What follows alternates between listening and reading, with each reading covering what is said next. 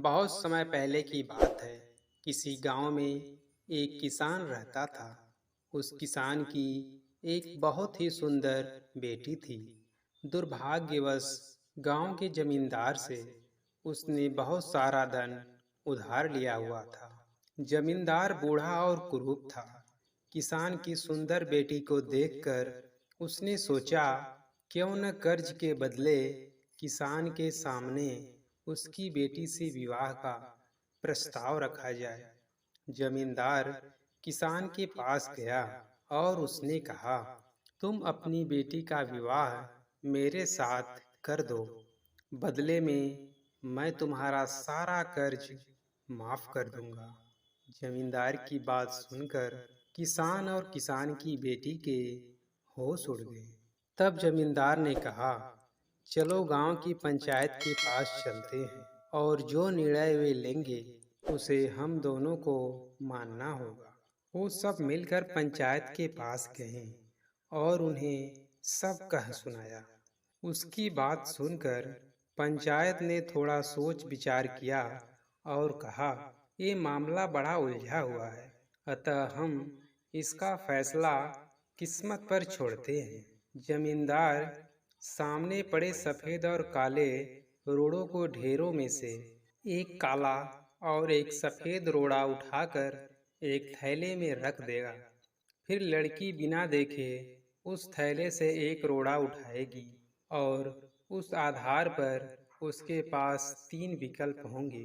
पहला, अगर वो काला रोड़ा उठाती है तो उसे जमींदार से शादी करनी पड़ेगी और उसके पिता का सारा कर्ज माफ कर दिया जाएगा। दूसरा विकल्प था, अगर वो सफेद पत्थर उठाती है तो जमींदार से शादी नहीं करनी पड़ेगी और उसके पिता का सारा कर्ज भी माफ कर दिया जाएगा।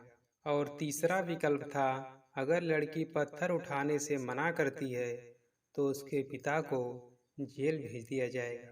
पंचायत के निर्देशानुसार जमींदार झुका और उसने 2 रोड़े उठा लिए। जब वो रोड़ा उठा रहा था तो तब तेज आंखों वाले किसान की बेटी ने देखा कि उस जमींदार ने दोनों काले रोड़े ही उठाए हैं और उन्हें थैले में डाल दिया है। लड़की इस स्थिति से घबराए बिना सोचने लगी कि वे क्या कर सकती है। उसे 3 रास्ते नजर आए।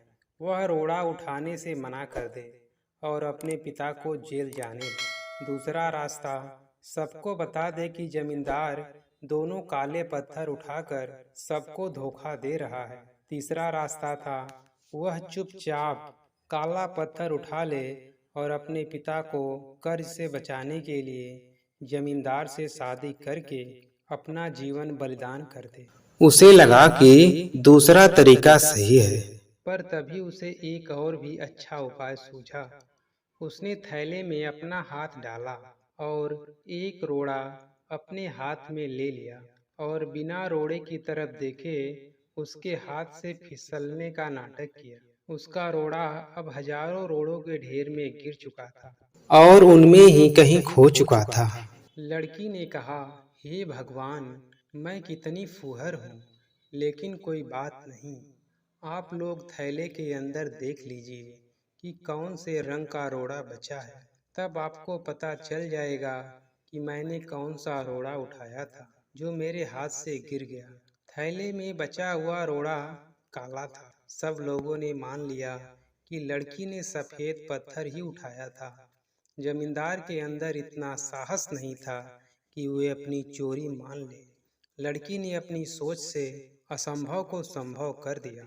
मित्रों, हमारे जीवन में भी कई बार ऐसी परिस्थितियां आ जाती हैं जहां सब कुछ धुंधला दिखाई देता है। हर रास्ता नाकामयाबी की ओर जाता महसूस होता है।